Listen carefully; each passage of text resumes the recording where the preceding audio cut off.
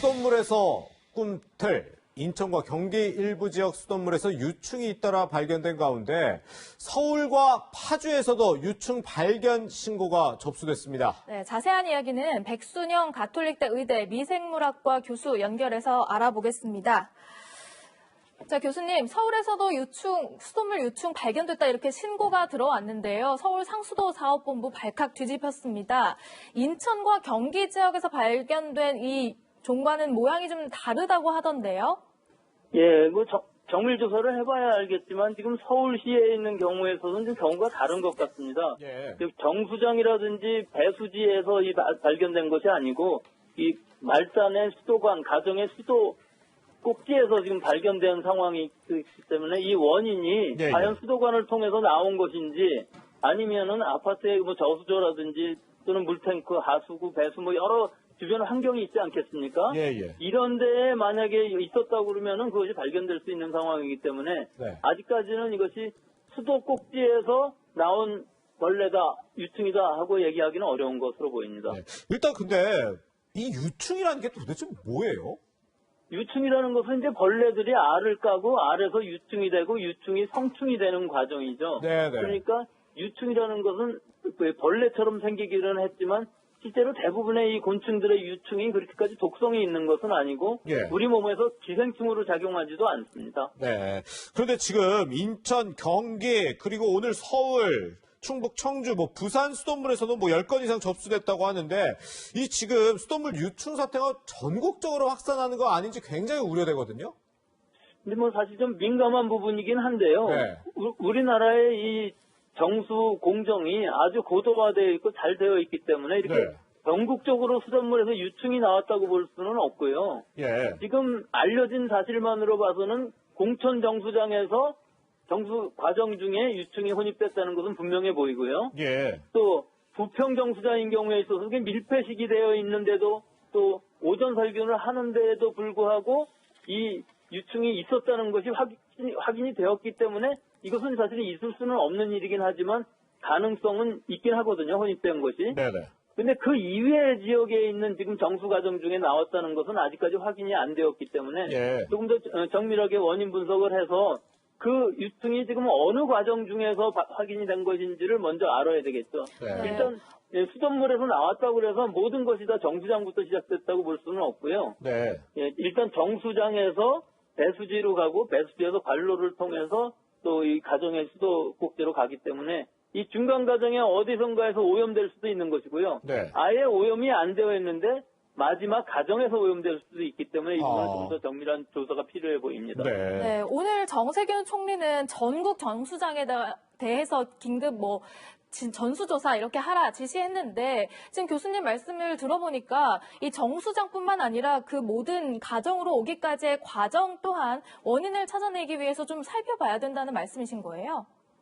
예, 근데 그렇게 하면 이제 문제가 굉장히 커질 수가 있는데요. 그렇죠.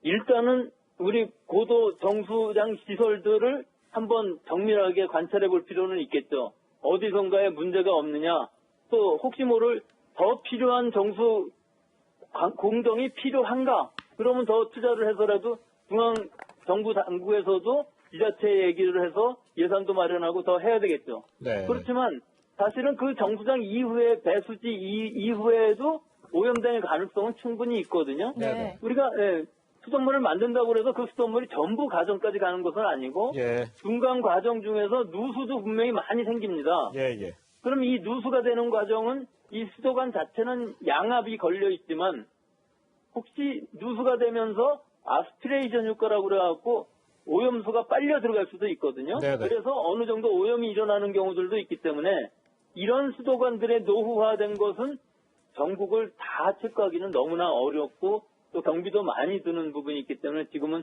누수를 그냥 방치하고 있는 것도 사실이에요. 어느 정도는요. 예. 네. 그렇지만 이 오염의 문제에 있어서 심각한 부분이 있다고 그러면 그것도 정밀하게 다 공정뿐만 아니라 수돗물이 최종 가정 수도관까지 가는 데 있어서도 어느 정도 지금은 한번 체크를 해볼 필요가 있어 보입니다. 예. 그런데 결국 가장 궁금한 게 이 부분일 것 같아요. 이 유충이 발견된 수돗물이 인체에 유해하지 않은지, 수돗물 써도 되는지 이 부분일 것 같은데, 인천에서 발견된 깔따구 유충은 뭐 사급수에서 사는 걸로 지금 알려져 있어서 이 수돗물 계속 써도 되는 건가요?